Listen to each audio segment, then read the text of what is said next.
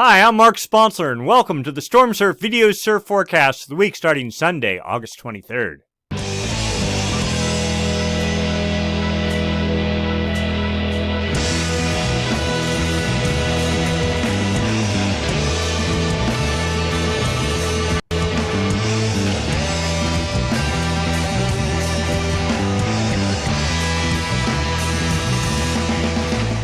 Tonight we'll be discussing jet stream level winds, surface level pressure, significant wave heights, and all the things that go into making surf in the North Pacific Ocean. Let's get to work.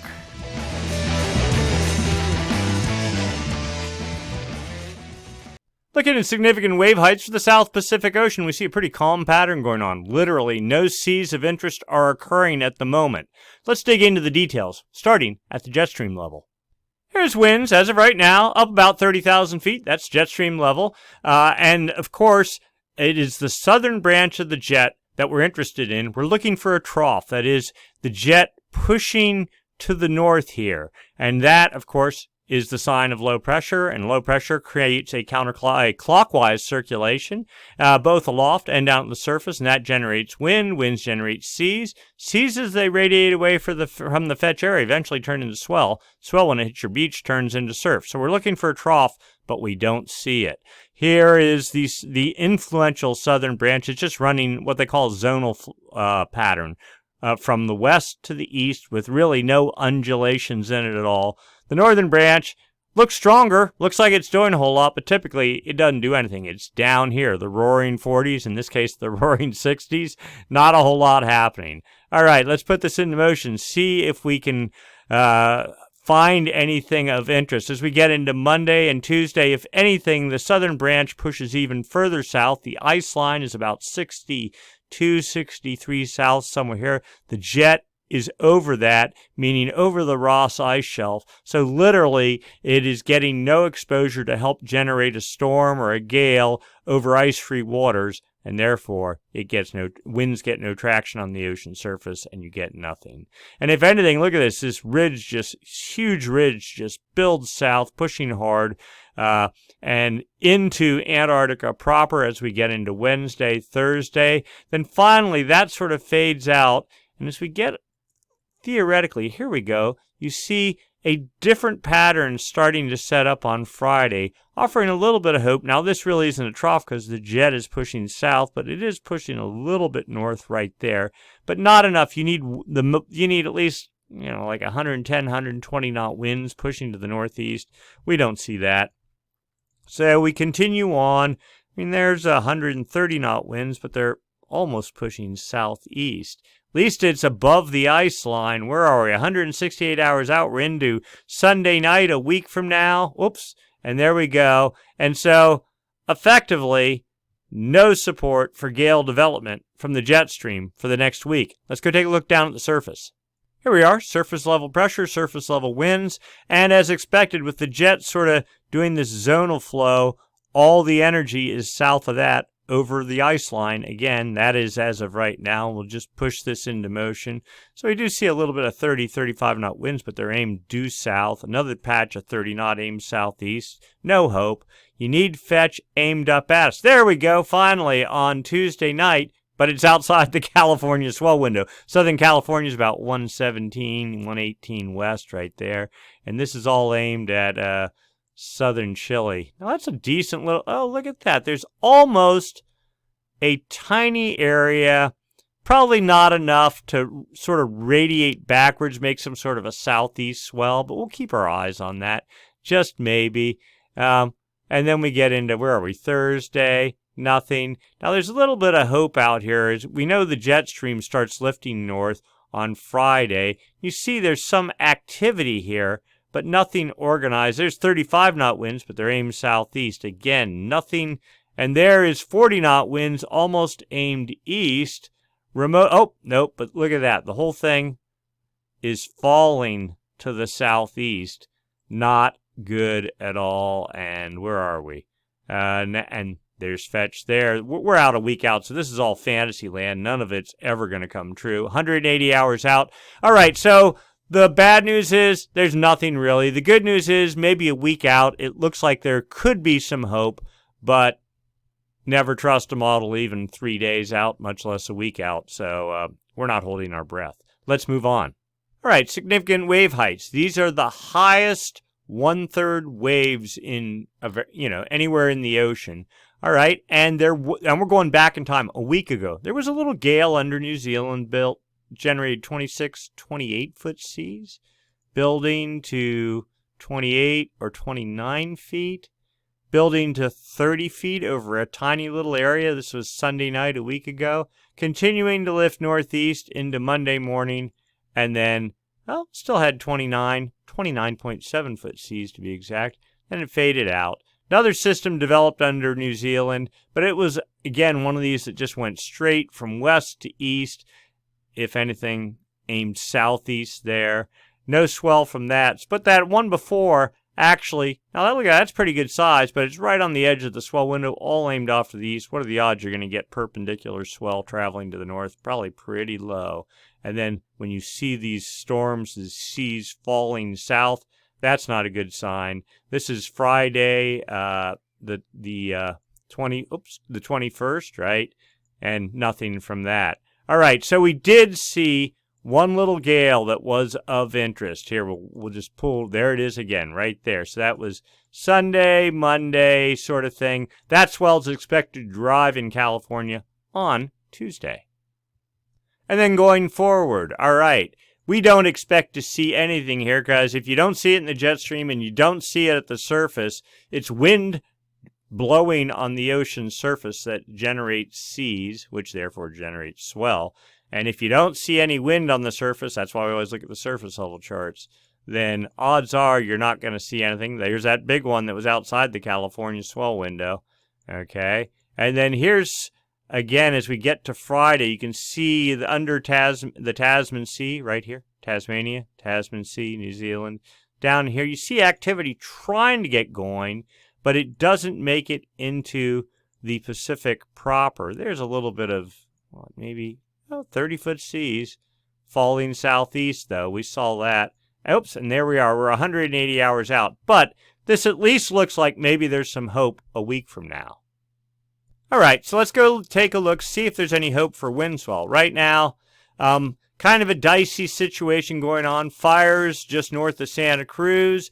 Actually, south winds. Eddy flow. Right here's your high pressure. You have a heat low inland. A little bit of a low here, too. Pushing smoke up over the San Francisco Bay Area. I mean, we have seen worse conditions, maybe 2 years ago, was it? But still, it's not great. We're looking for fetch to generate wind swell. Monday, 20-knot winds over a tiny area off of Cape Mendocino. See, look at this. There's low pressure here. And what generates these winds is big high pressure here, low pressure inland, heat low, produces a gradient, tightens up the isobars between the high and the low, and then generates fetch. But we have this low pressure here kind of cutting the legs out of the high, so we're not even getting any real wind swell potential. Yeah, maybe, waist high or something from Central California northward.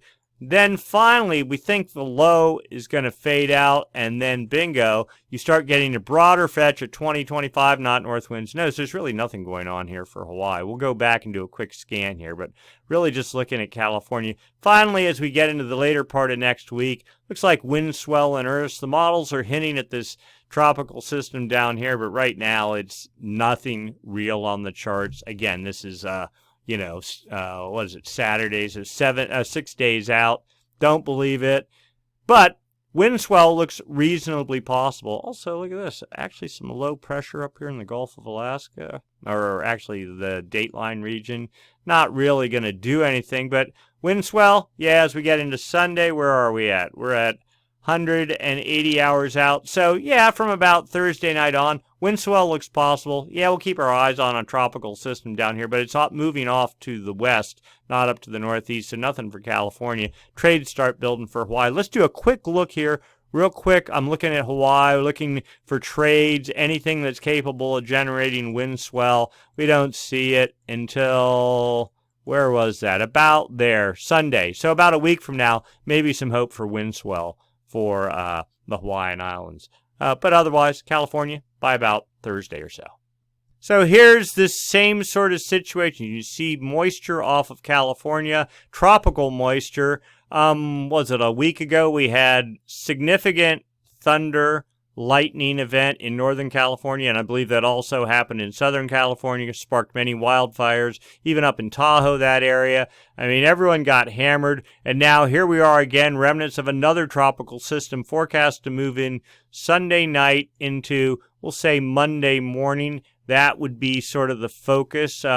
It doesn't look as powerful or as organized as the one, what was it, a week ago, but still, we'll keep our eyes on it. If we got precipitation to help put out the fires, that would be great, but we don't need any more lightning.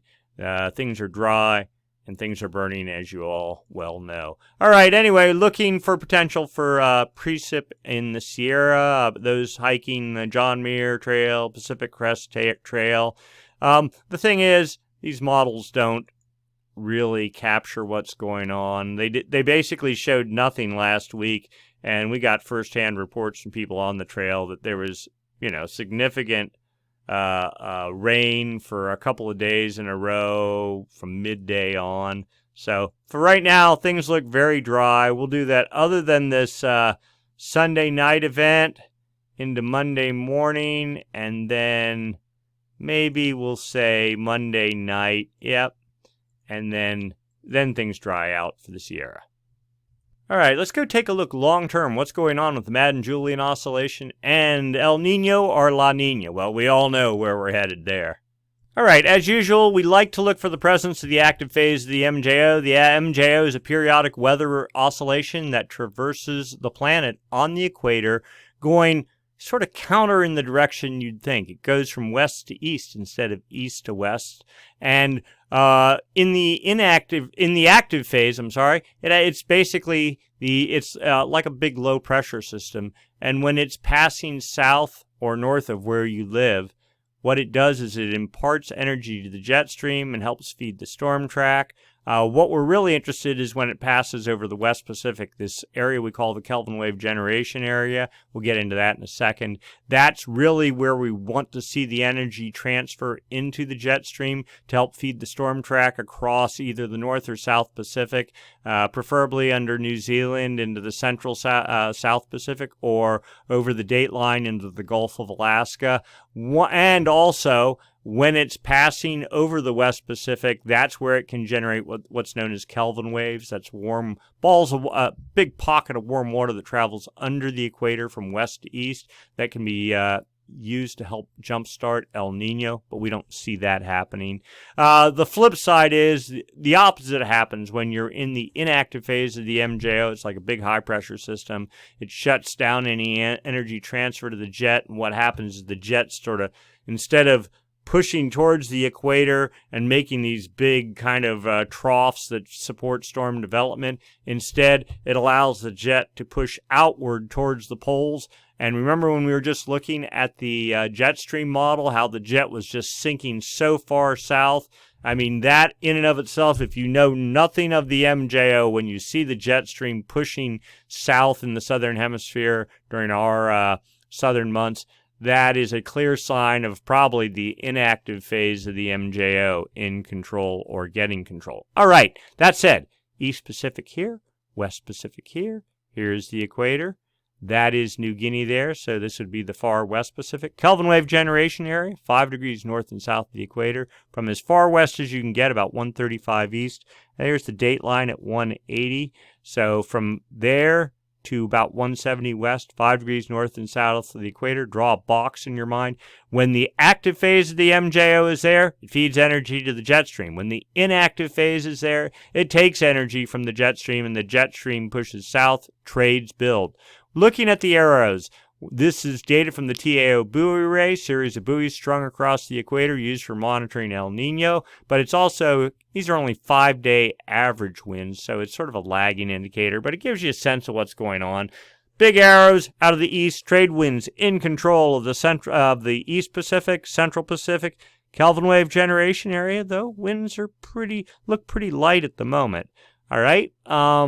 The but it is anomalies, differences from normal for this time of year. I mean, typically trades are still blowing pretty good this time of year, but they're still stronger. Look, there's arrows from the east here. That means they're stronger than normal, a little bit stronger than normal over the central Pacific, but because the winds are, they're actually trade winds here, but they're very light. That's the equivalent of light westerly winds. So maybe there's some sense of some active phase of the MJO thing going on here. But remember, these are 5-day means, so this could be from a couple of days ago, and this situation could already be not happening in reality. Let's go look at the forecast.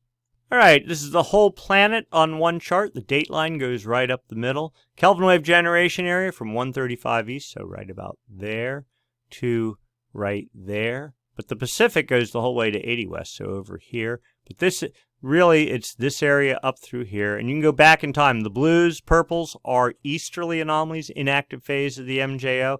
You can see in July, strong inactive phase in control. Then what looks like we had an active phase here, west anomalies, but in the Kelvin wave generation area, they were very weak, very little energy transfer to the jet. And looking forward for the next week, well, it doesn't look particularly good. It looks like, again, another bout of building easterly anomalies. Also notice westerly anomalies in the far east Pacific. Now this, the active phase of the MJO, it sort of looks like the active phase was over the Kelvin wave generation area, we'll say mid-August, and now it's moving, it's on its way in the East Pacific, moving into the Atlantic, and wherever the wherever the active phase of the MJO is where tropical systems typically occur in the summer. So a little bit of an opportunity here south of California for the next week. All right, let's look for direct evidence of a little bit or a different variable of the MJO, cloud cover. Low pressure, the active phase of the MJO is like low pressure, right? And low pressure creates clouds. This is outgoing long wave radiation prediction, fancy word for cloud cover prediction. Yellows is more sunlight reflectivity off the ocean surface, meaning high pressure, meaning the inactive phase of the MJO. And this is the statistic model. So it looks like the inactive phase is over the Kelvin wave generation area, right there, right? That's South America, Central America, Mexico. Equator runs right there. It says EQ, that's equator. Date line right there. So this is the West Pacific right there. And same deal 5 days from now. And then theoretically, the inactive phase sort of fades on days 10 and 15. This is like a two-week model run. So the dynamic model is all messed up again, has been, so no data there. But we do have phase diagrams, both this is statistic and the dynamic model here. So this, how do you read this thing? Okay, well the MJO travels around the equator, right, from west to east. So imagine this, you're looking down on the North Pole, and the Earth is rotating underneath you, okay?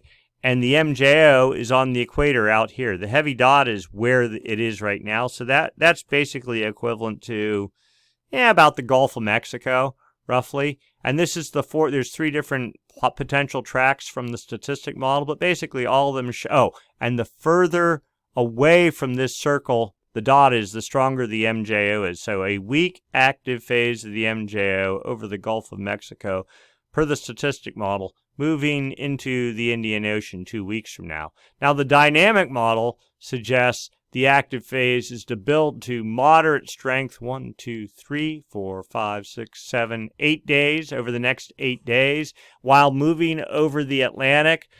We know there is 2 tropical systems already, one in the Gulf of Mexico and one, I think, approaching the Virgin Islands or somewhere in that vicinity, just right off the top of my head.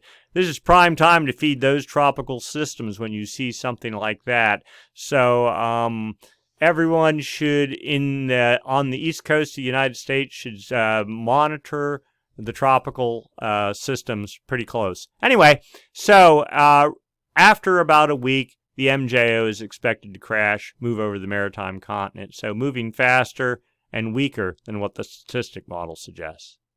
All right, the upper level model, this goes out 40 days. This is a jet stream level. It's about a week ahead of what goes on at the surface, all right? And it's a 40-day model.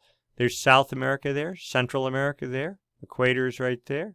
New Guinea there, Australia, Philippines, Kelvin wave generation area right here. The yellows are in oranges, areas not favorable for precipitation, so generally the inactive phase of the MJO.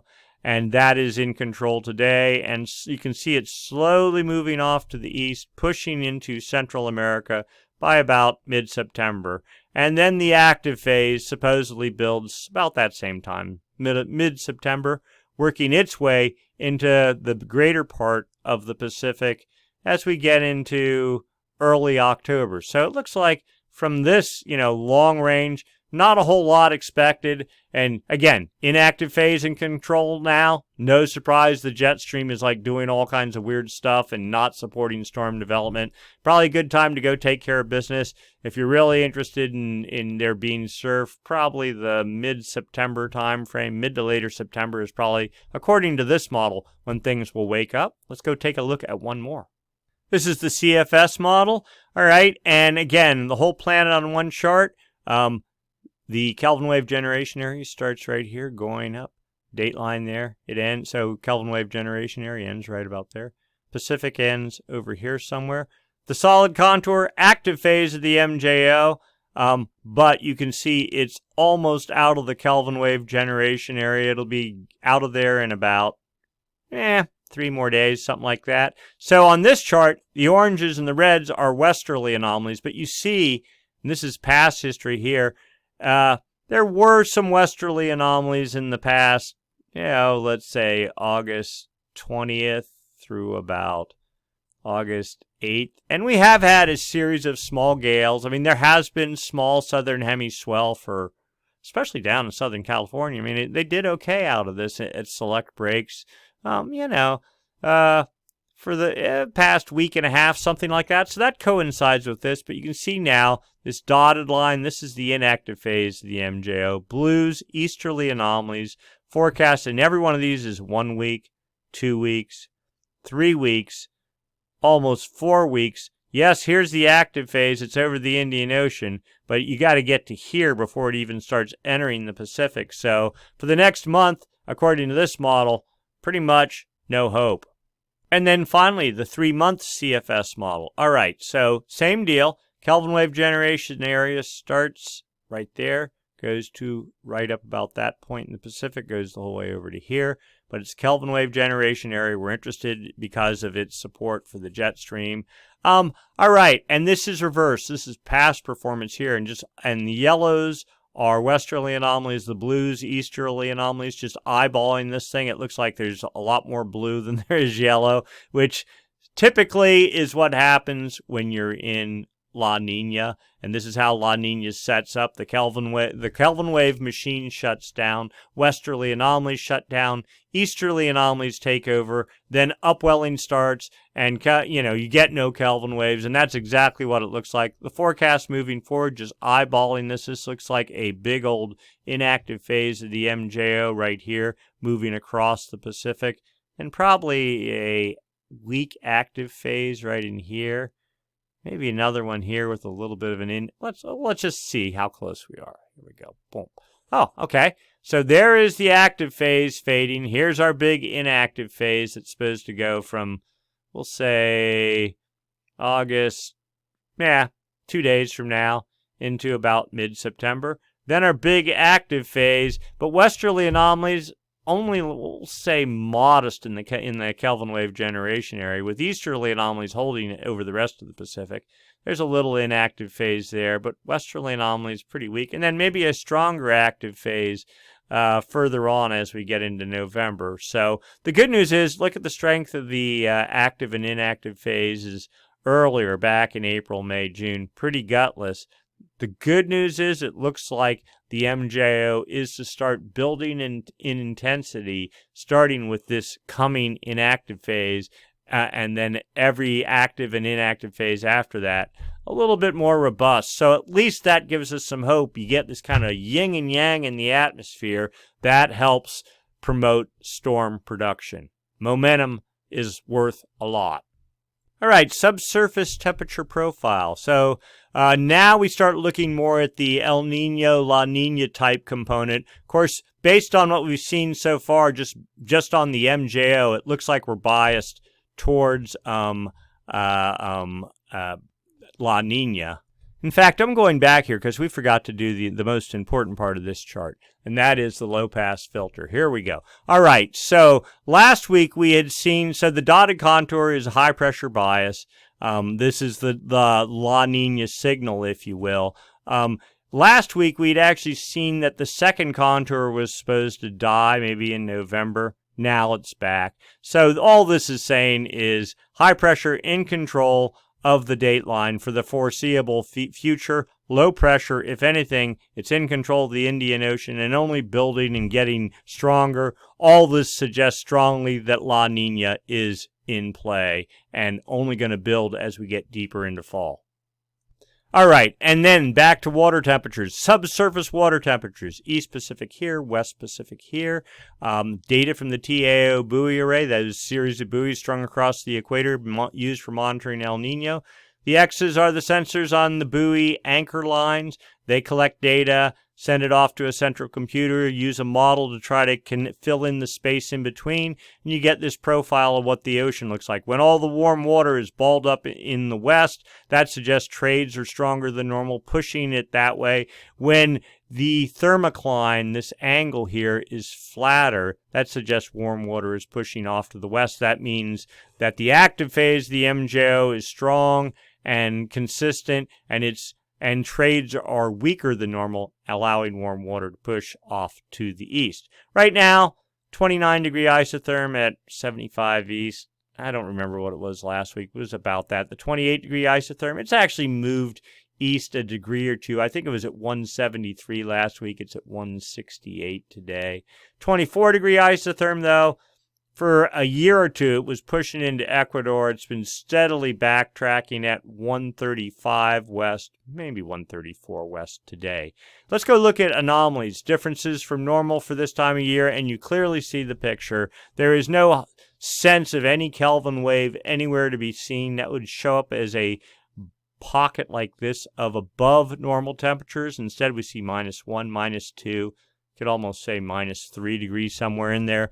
So it's a below normal temperature bubble, and this has been sort of the pattern for months now. Upwelling going on. It's upwelling to the surface. Trades, we know they're stronger than normal. All warm water, whatever there is. Here's, what is this, 170? Yeah, 170 west right there. And that's where the only bit of warm water there is 1 degree above normal. And it's just sitting there. There's no westerly anomalies to try to push it off. I mean, we've been through this probably a 2-year cycle of continuous Kelvin waves, so it's no surprise that we're moving into some sort of La Nina pattern.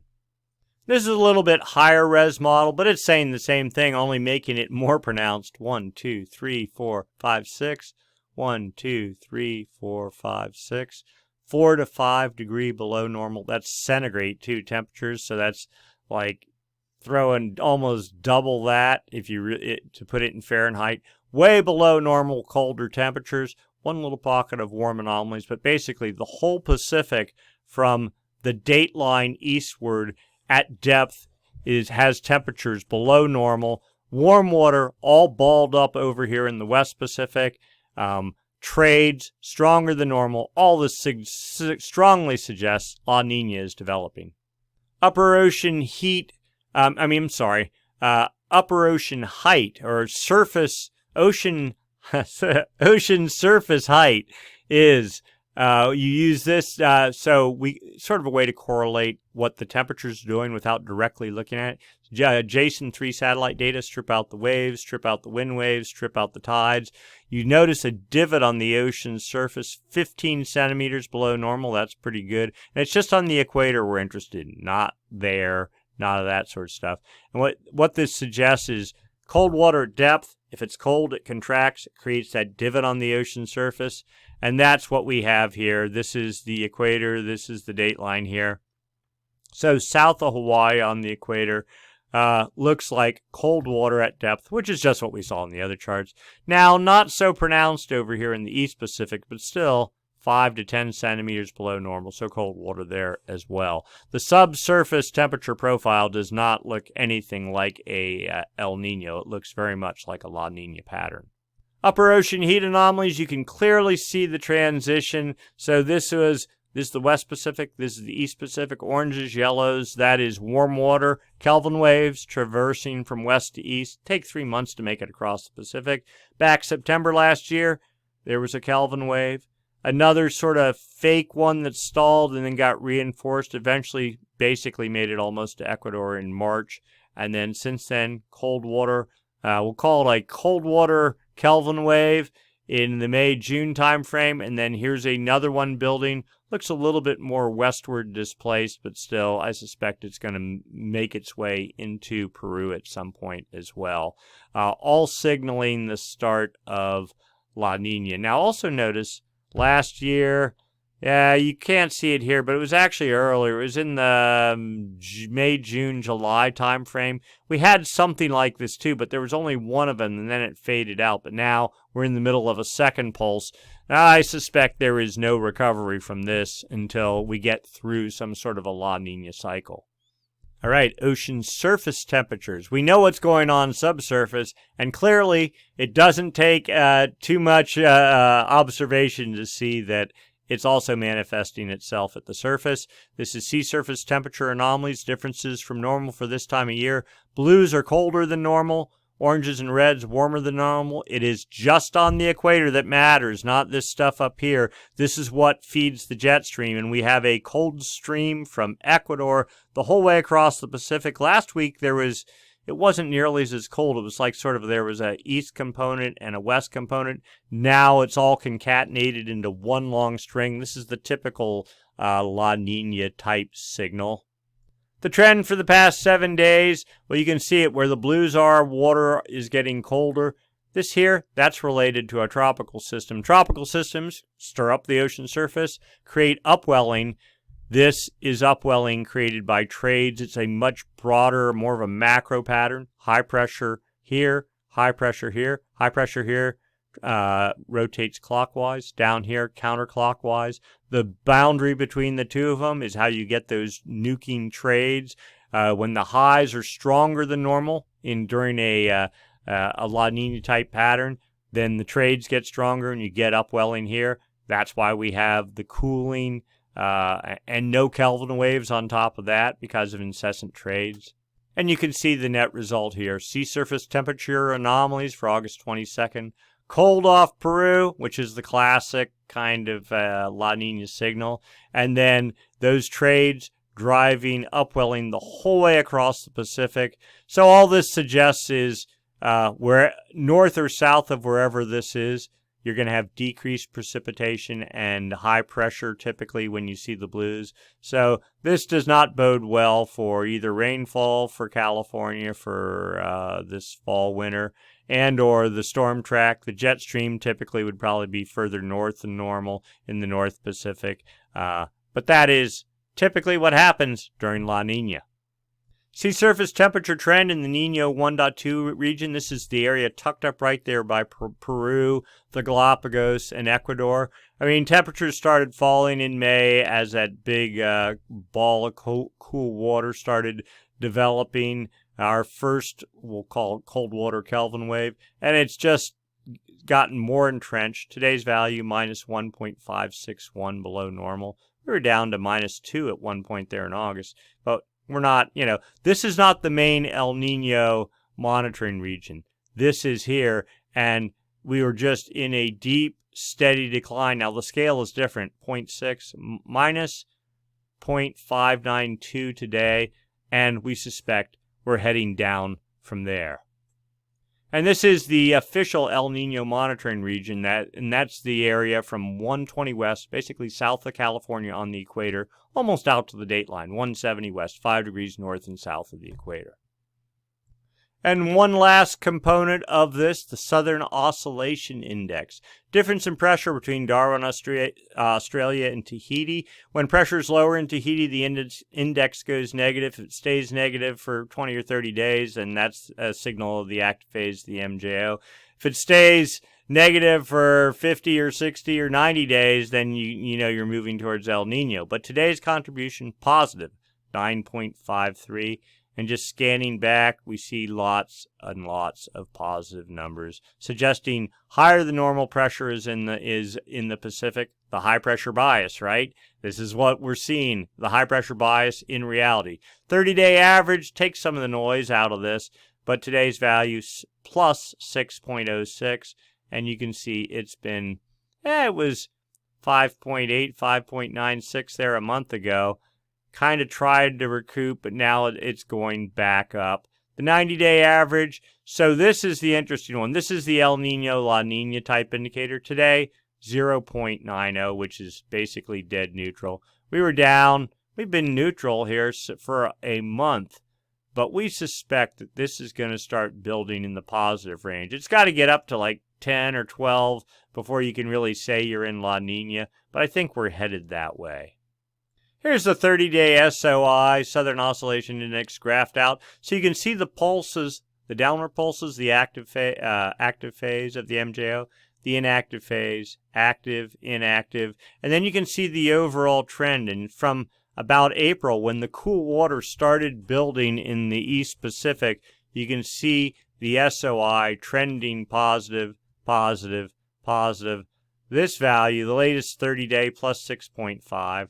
Right around there. You can see the trend is upward, and we suspect the more that cold water gets linked with the atmosphere, the more the atmosphere senses that the cold water is on the equator in the Pacific and it's going to stay there, then it will start responding in kind, because cold water, what's it do? It doesn't evaporate, and evaporates, a lot of evaporation is takes warmer than normal temperatures, and that in turn creates rising air, and that is low pressure, okay? But the flip side's going on right now. Colder than normal water creates high pressure, sinking air aloft, and that's how you get the SOI rising, and that's the result of La Nina. The ocean and the atmosphere become